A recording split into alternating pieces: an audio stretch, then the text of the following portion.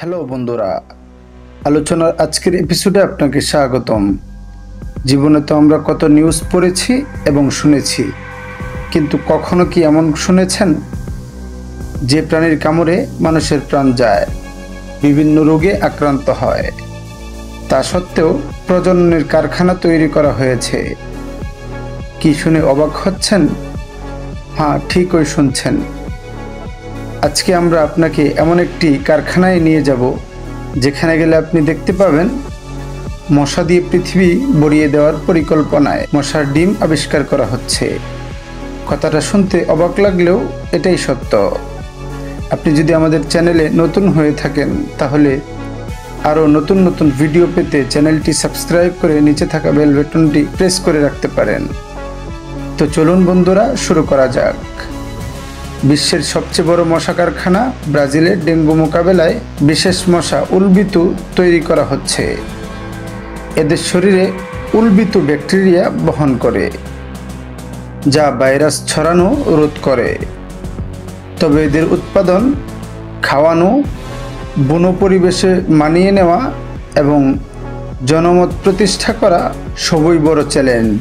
তবুও এটি ডেঙ্গু নিয়ন্ত্রণে এক বৈপ্লবিক উদ্যোগ হয়ে উঠেছে। যখন বৈজ্ঞানিক অ্যান্টনিও ব্রান্দাও বলেন যে তিনি একটি মশা কারখানায় কাজ করেন, তার কথা শুনে অনেকেই অবাক হয়ে যান। লোকেরা তাকে প্রায়ই জিজ্ঞাসা করে, আরও মশা বানাতে হবে কেন? আমাদের তো এখনই যথেষ্ট আছে।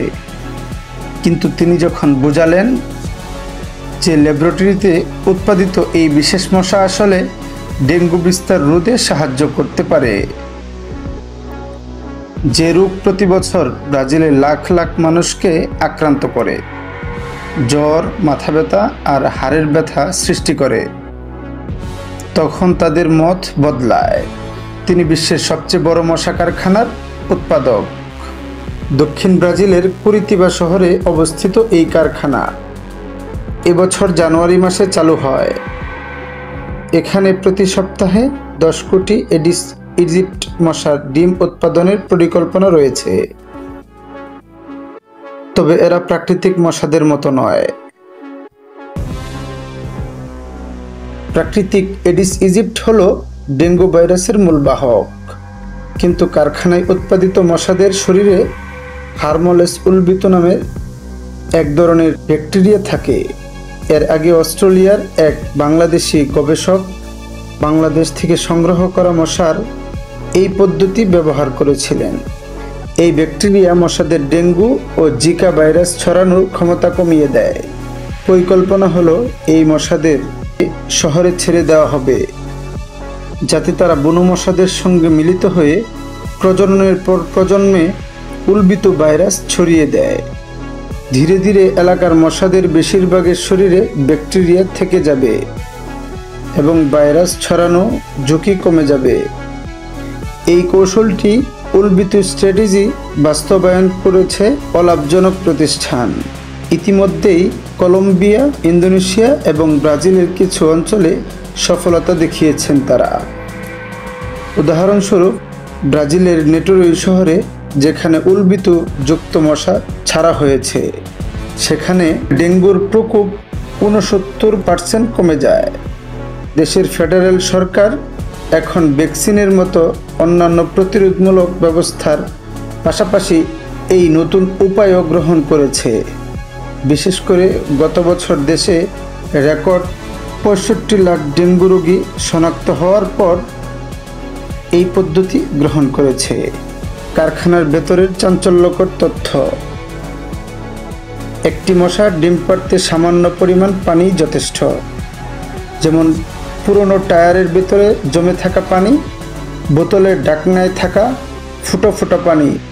শহরে মশা দমনে এটি একটি বড় চ্যালেঞ্জ। তবে এই প্রবণতাকে কারখানা তাদের সুবিধায় কাজে লাগাচ্ছে। এখানে এমন বিশেষ ক্যাপসুল তৈরি করা হয়েছে যা ঔষধের ক্যাপসুলের মতো দেখতে, এবং প্রতিটিতে প্রায় 500 মশার ডিম রাখা যায়। এগুলো সহজেই বিভিন্ন এলাকায় পাঠানো যায় এবং সামান্য পানিতে মিশিয়ে ডিম ফুটানো সম্ভব। ক্যাপসুলে আগে থেকেই মাছের খাবারও দেওয়া থাকে। যা ডিম ফেটে বের হওয়া লার্ভাদের খাবারের জন্য। প্রতি সপ্তাহে এত বিপুল সংখ্যক ডিম উৎপাদন করতে মিলিয়ন মিলিয়ন প্রাপ্তবয়স্ক মশাকে ডিম পাড়ার পরিবেশে রাখা হয়।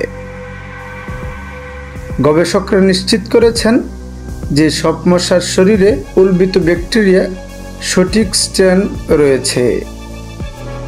কারখানার সবচেয়ে আকর্ষণীয় কক্ষগুলোর একটিতে ৬৬টি বিশাল জালঘেরা খাঁচা রয়েছে। প্রতিটিতে একজন মানুষ ঢুকতে পারে এমন সাইজে বানানো হয়েছে। এখানে মোটামুটি ১ কোটি মশা রাখা যায়। প্রতিটি খাঁচার নিচে থাকা কাগজের ফিতায় মা মশারা ডিম পাড়ে। এই ক্ষুদ্র কালো ডিমগুলো সংগ্রহ করা হয়, তারপর ক্যাপসুলে ভরা হয়, যা নতুন প্রজন্মের জন্য ল্যাবে ফোটানো হয়।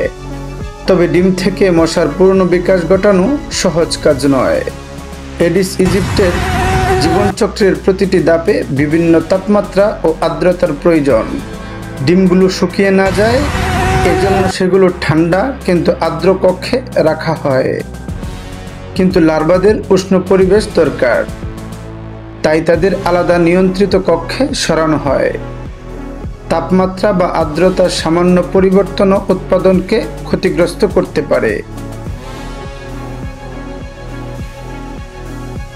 তাদের বিশেষ খাবার, যেমন রক্তের যোগান। মশাদের খাবারের বিষয়টিও অপ্রত্যাশিতভাবে জটিল হয়ে দাঁড়িয়েছে। এডিস ইজিপ্টের স্ত্রী মশাদের ডিম পাড়ার জন্য রক্ত দরকার। শহরে বনো মশারা সহজেই মানুষের রক্ত পেয়ে যায়, কিন্তু কারখানার মশাদের জন্য এত রক্ত সরবরাহ করা কঠিন। ছোটখাটো মশা গবেষণা ল্যাবগুলোতে সাধারণত ব্লাড ব্যাংক থেকে মেয়াদ উত্তীর্ণের কাছাকাছি থাকা রক্ত পাওয়া যায়, কিন্তু পূর্ণ ক্ষমতায় চললে উদ্ভিদ কারখানার প্রতি সপ্তাহে ৭০ লিটার রক্তের প্রয়োজন হবে।